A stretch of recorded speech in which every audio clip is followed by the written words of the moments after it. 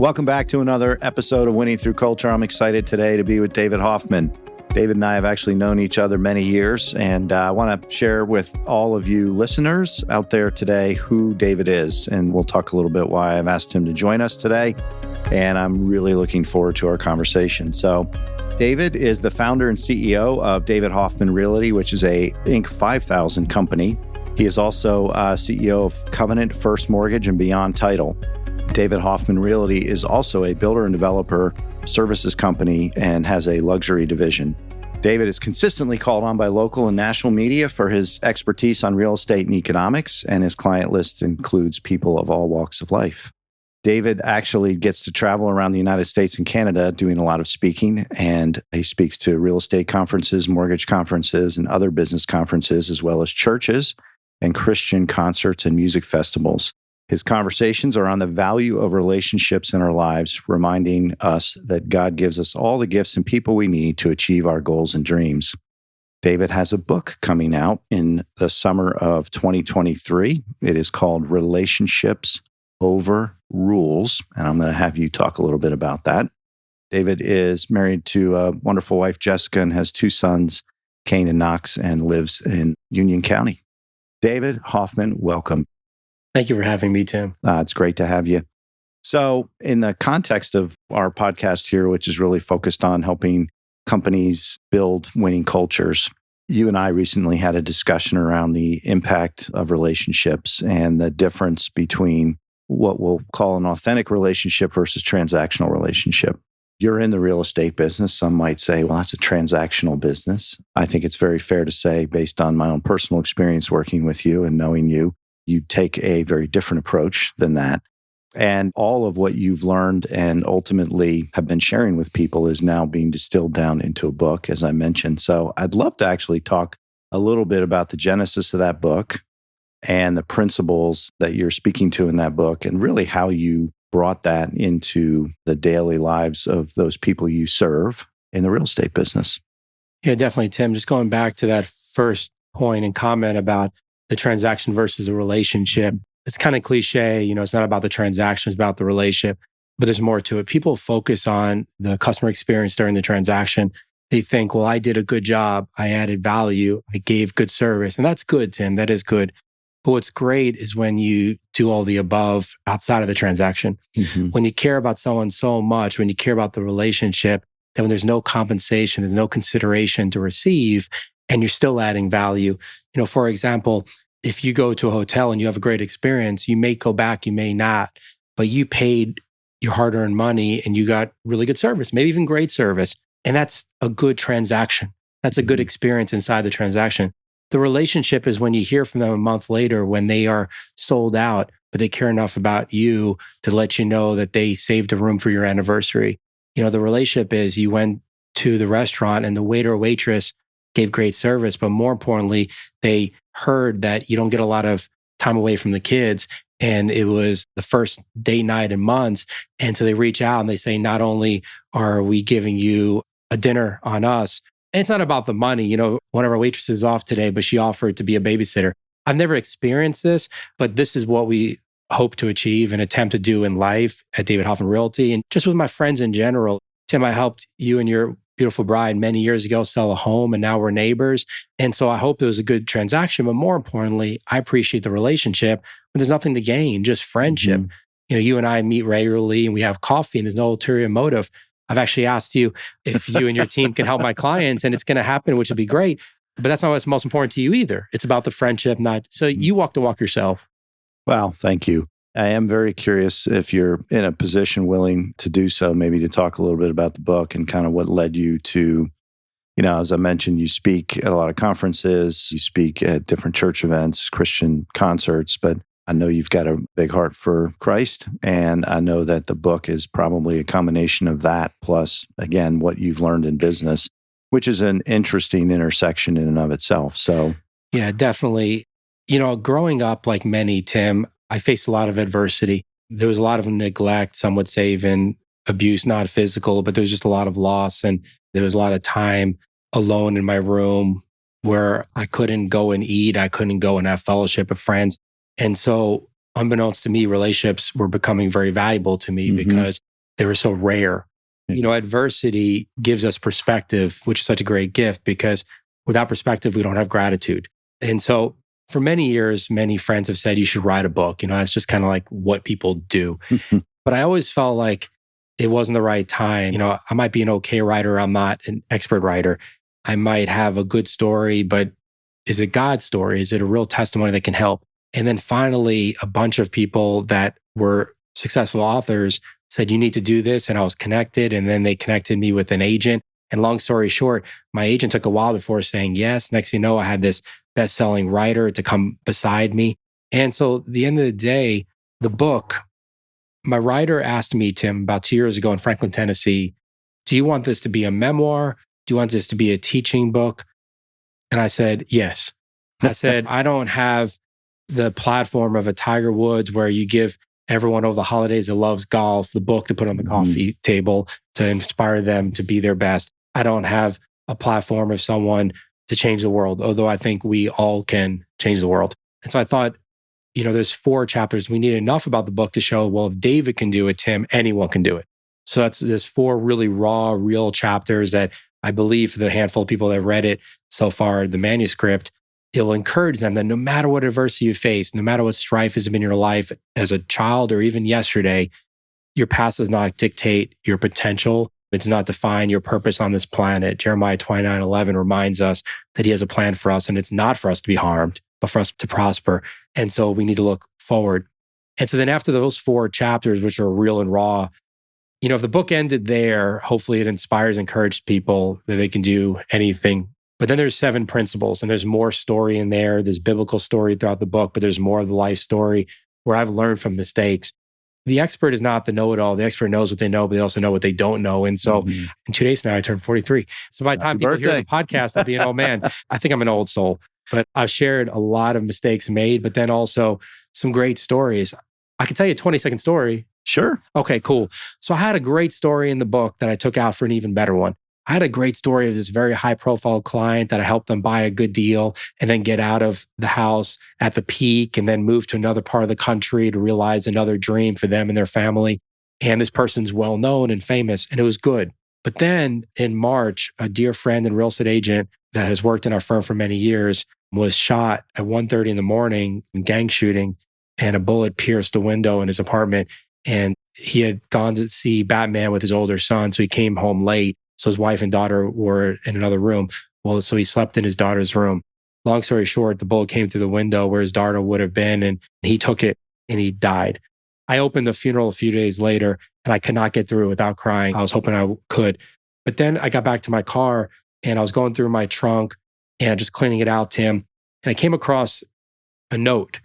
3 years earlier, before the pandemic, I spoke in Nashville, Tennessee, Tim, and the host asked my wife to ask half a dozen people in my firm to write why the relationship with me has impacted them or how it's impacted them, why it matters. And this gentleman, Jimmy, wrote that he had lost his faith and that he's like, I appreciate our relationship on many levels, and I'm paraphrasing, but more importantly, I found Jesus through our relationship. And I found it right after he was killed. So I sent it to his wife. I got permission from her, and I asked my agent and writer, and so we put it in the book. Oh, wow. And it's just an example of, you never know. When I met him, he was not in real estate, but he wanted to get his license. When I met him, I was busy, just the way the world says you're busy. But the relationship of the mutual friend, Tim, 10 years ago, I valued that friendship enough. There was no transaction. This person wasn't even in real estate. The other person had just bought a home. He didn't need anything, but he said, can you meet my friend? Well, I met his friend. He got his license. He got into real estate. He helped a lot of people in real estate, but more importantly, we became dear friends. And I hope that I showed him that there's more to life than this side. And so that's just an example of when you just leave room to receive God's blessings, he will use the people that are in your life. He'll use your spiritual gifts to change the world. I really believe that. That's a powerful story, obviously, and that sad story in one sense, but I guess a good ending in the sense of being able to find out how he had been impacted and ultimately saved through that experience. As you think about, again, you're in the real estate business. There's a lot of people in the real estate business. I think you have made yourself distinct in a number of ways, but obviously the culture of the organization is one of those ways. I mean, as a leader, what are some of the areas of intentionality that you have focused on in the culture and the building of that culture and the fostering of that culture in your organization? Yeah, definitely. And going back to the relationship over the transaction, the rules say that someone has one skill set and that's their role. The rules say that depending on where someone came from, what their experience is, Tim, they're not able to do a role. I was told no so many times. One of the principles in the book is find a way to say yes. And that's different than saying yes to everyone. You want to please God, not people. When you say yes, you say no many times over. Yeah. But find a way to say yes. We can't do that today, but how about this tomorrow? If we can't do that, what if we do that this way? Try to find a way to collaborate. And so in our company, no one has a scarlet letter. No one has a label on them. No one wears a name tag. Everyone is empowered, I hope, to be anything they want to be. We always promote from within. We cast a vision, which sometimes is probably annoying because I tell people where we're going to be when we grow up. I always show 3 years out and then 3 minutes being present with you. Yep. So the culture is no one's ever surprised. Everyone has a seat at the table. If someone wants to be somewhere when they grow up, we probably already casted a vision where they fit into that. Nothing's behind closed doors. The books are open. The vision is open. And I hope that we, with some candor, don't get me wrong, we don't want to enable people. If they're not doing their job or reaching their potential, we're going to have a conversation. But we want it to feel like a real family. Tim, everyone says, oh, like this is my work family. But it's the work family as long as results are there. I want to make it more of the grace-based organization where even if this week the results didn't show up, it's already been done for you and we know your heart and we know we can get you there. And so I think that's the big difference is no one has a label on them of what is possible because anything is possible. And we try to show almost extra grace to not just talk the talk, but walk the walk, if that makes sense. Yeah. So, I mean, obviously relationships being a critical component, and to your point, beyond just the surface side of relationships. What I heard you say very much so is transparency and clarity of purpose, vision, where things are. But I also heard you say, David, that there's a focus on really identifying people's unique gifts and talents and not, in essence, putting them in a box, telling them they can't do something, but finding ways to get to a yes. Absolutely. And one more thing I didn't share is foundationally, we have a culture committee.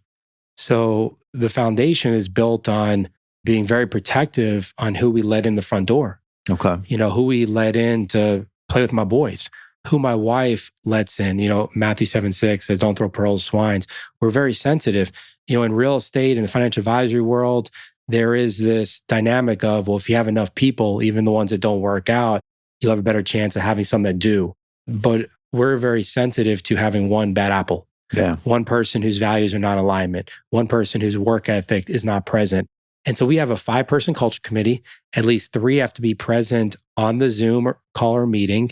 And that is a part of the process where if they say no, that person can do $50 million a year, Tim. They could have the biggest brokerage in town or in the country.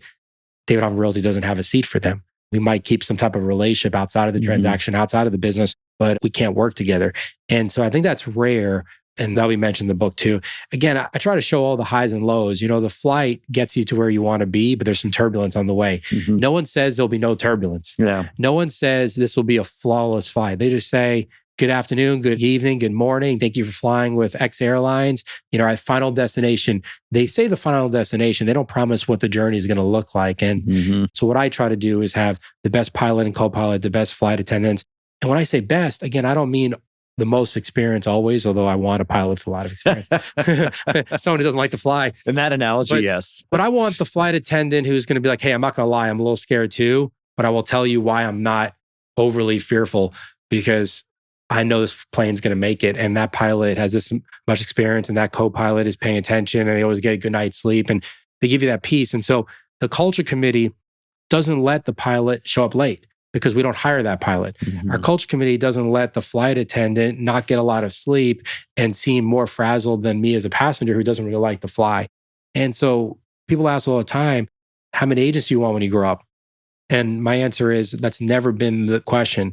The number of employees and teammates and colleagues, it's if God put someone in my life, they're there for a reason. We're not seeking out people. And so, Tim, just like with my business, all of our marketing is to showcase the property in its best light. All of our marketing is to help someone who needs financing. And to be honest, most of our marketing goes to service projects in the community, which is another part of the culture. We don't market to get clients and we don't market to get staff. We're actually very protective of God says, look, you've got a neighbor on each side. Go to them. Love your neighbor.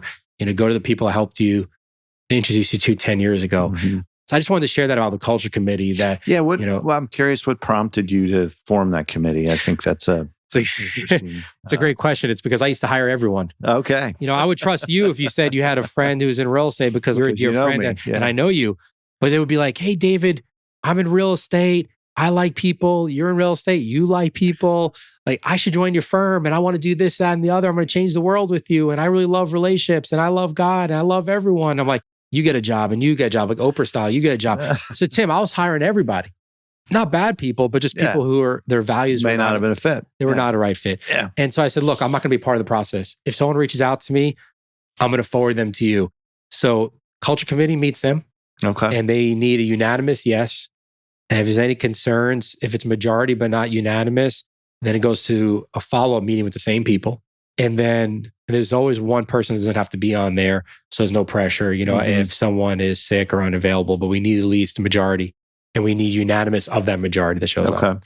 Then leadership has to say yes. But if culture committee says no, leadership doesn't even know about the person. Yeah. Because I used to say yes to everyone, Tim. Okay. And so they'd be like, wow, you sell a lot of real estate, but your values are not in alignment. Wow, your values are all in alignment, but you have no interest in getting out of bed in the morning. And I'm thinking to myself, David, how'd you miss it? And it's because as a kid, I didn't have any relationships, so I value all of them. Yeah. And so they were put in my life for a reason. It just may not be for marketplace. The marketplace reason. So how do you pick who's on this culture committee? Again, I think this is a very interesting idea in the context of our podcast and previous episodes. So. Yeah, it's a great question. It's an elected position. It was probably time to open it up again. It's people of all walks of life. It's men, it's women, it's young, it's old. But they've all been with us no less than 2 years. Okay. Some 5, 6, 7 years. But they all have experience with us. They're all great agents, but better people. But it's not a production base. It's culture. So you were asking about culture. They're a fit. They're the ones that we would want to magnify the company with. We want, if we can have 10 times as many of them, they show up early, they stay late. They put their family first. But when they show up for work, their client matters. And it's not about the transaction. I've seen all of them turn down a deal where it wasn't a win-win. I've seen all of them tell the buyer, don't make an offer. I've seen all of them tell the seller, that's not what needs to happen. Or I can't work with you. You're not respectful. So they've all walked the walk, Tim, working together for many years. We've actually had people on these calls, candidates, who have actually said, I'm not a good fit. They get uncomfortable. That's a good problem, That's a good selection criteria. They're like, I'm out. That's happened a few times with good agents, with people that I know.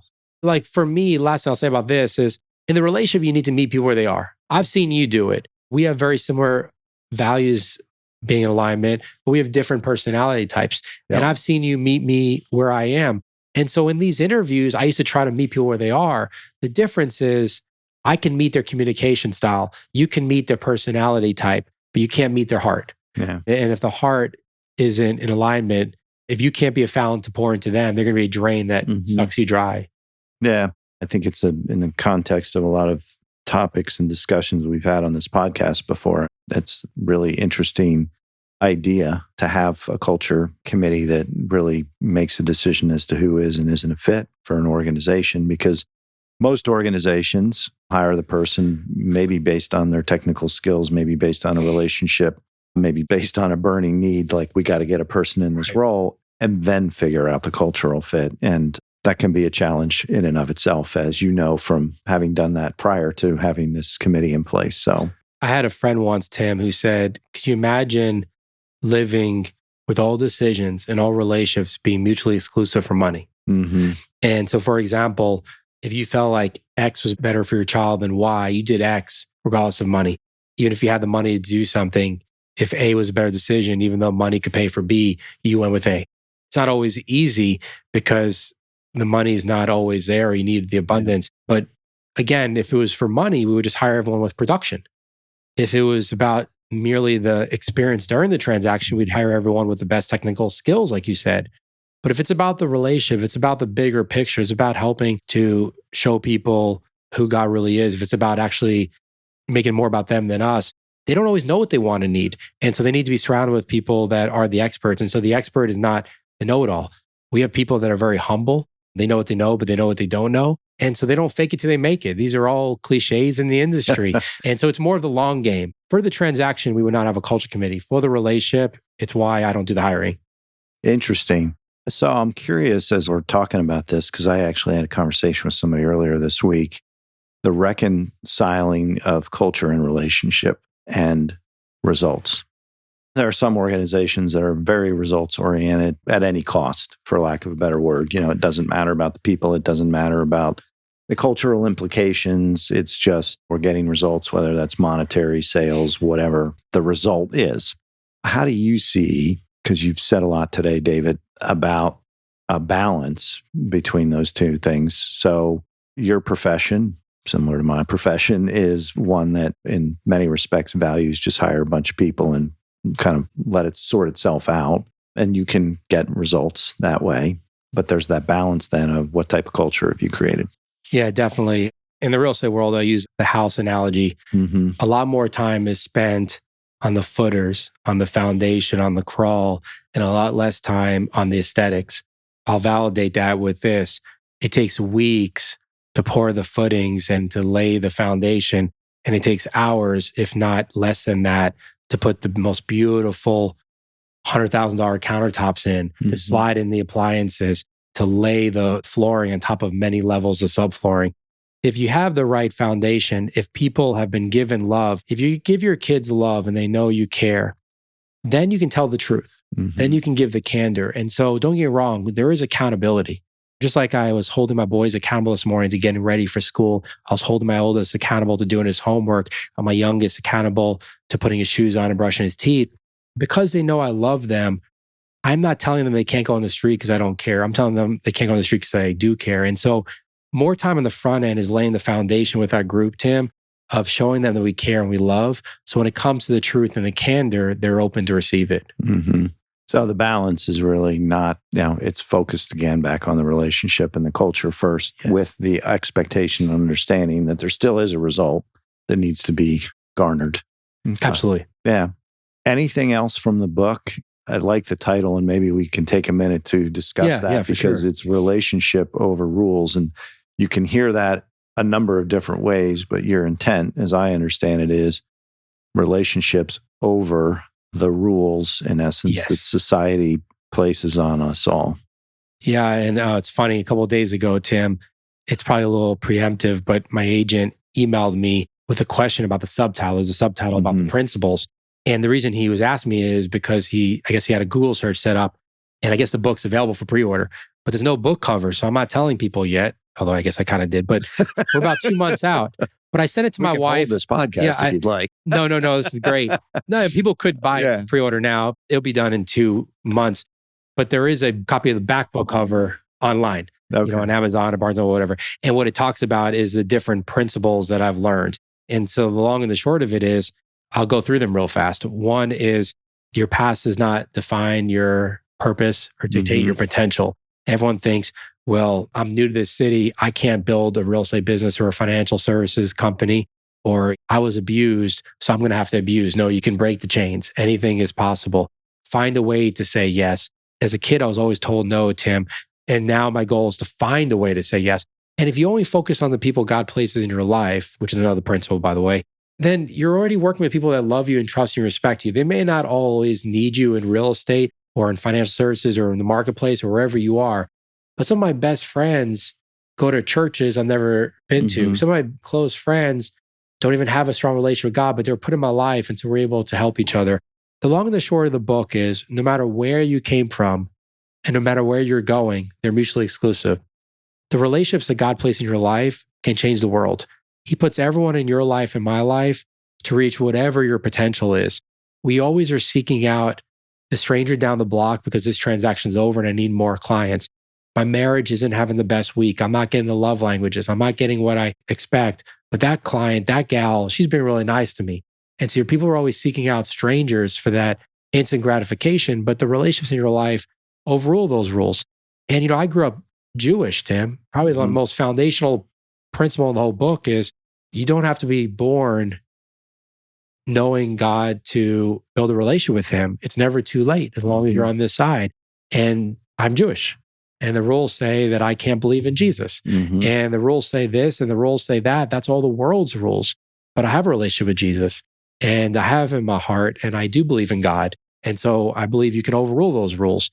As a kid, I had no relationships. And so people always think like, oh, your dad must have built a real estate company in Charlotte. Your grandpa must have had a real estate. How do you know all these people? How are you the relationship? Machines. Yeah. And how are you the relationship guy? I go on the road like, oh, David, you're the relationship guy. And I'm like, you know what? My goal in life is to be irrelevant. Like, what do you mean? I was like, my goal is that you value relationships. But the greatest gift I've gotten is, see, people think that adversity becomes your scarlet letter. People think the adversity you have faced as a child, Tim, or even last Tuesday, or even this morning, they feel like that is who you are.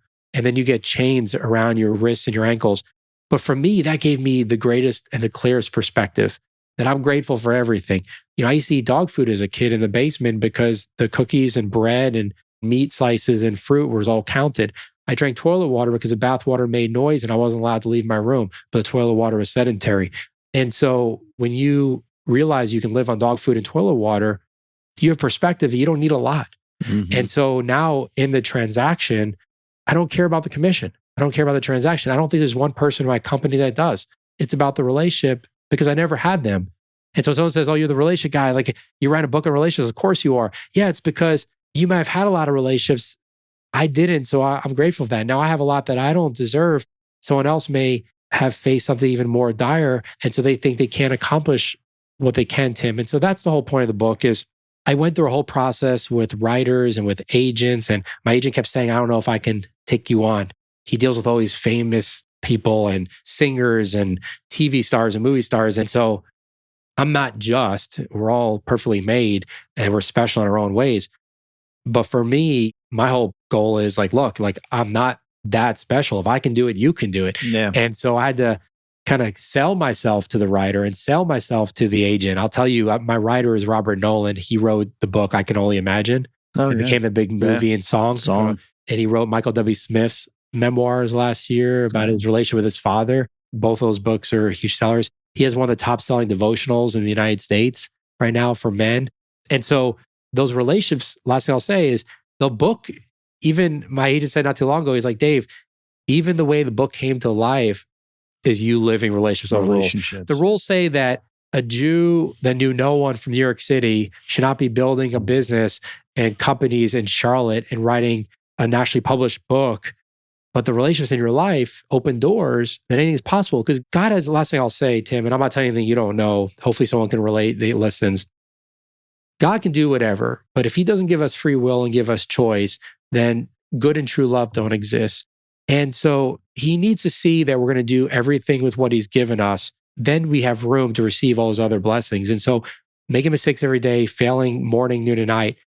The day came where God said, okay, I'm going to put some people in your life now who know other people you've known for years that you didn't know that they're connected, unbeknownst to you.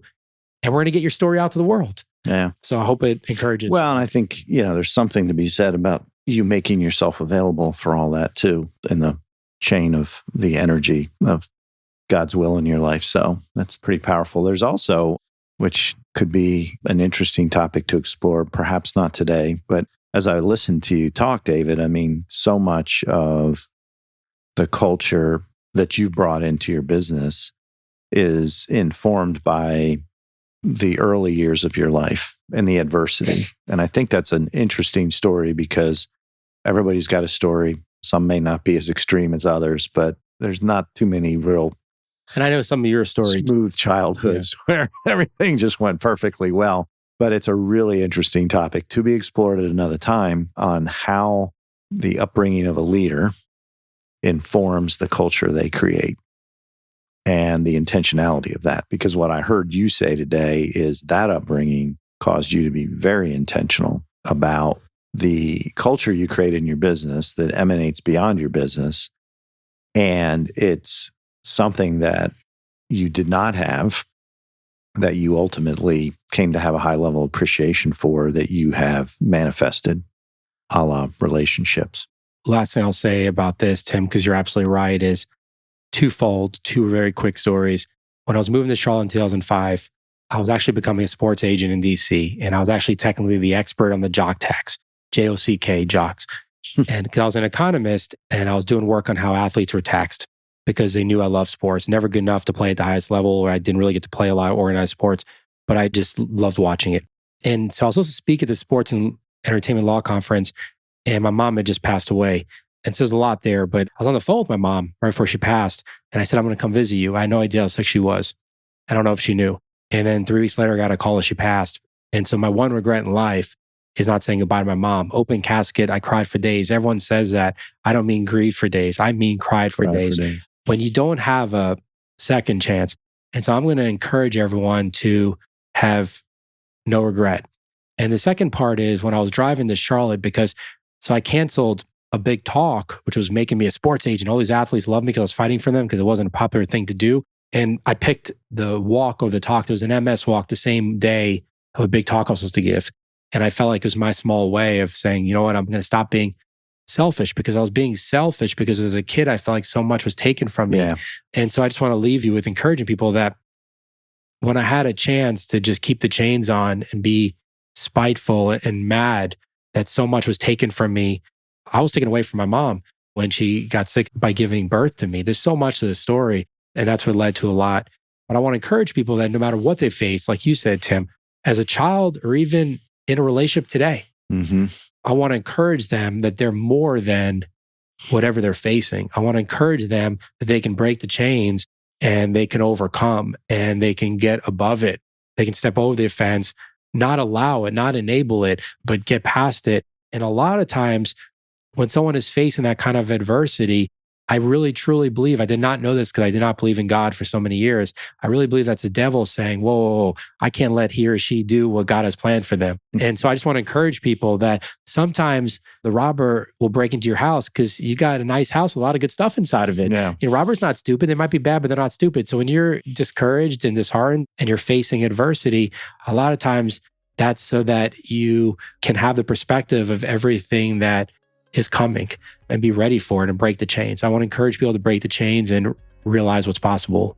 Well, I really appreciate the time together today, David. I appreciate it's an honor to call you friend. And I know we had a little bit of a chat a few days before we recorded this podcast, but I also love that we didn't have an agenda and God moved through this message today and through you. So thank you very much for being with us here today. We'll wrap this episode with a big thank you to you, and we'll put some information in the show notes about the book and your organization. And again, thank you very much for being with us today. Thank you for having me, Tim. It's an honor. Absolutely.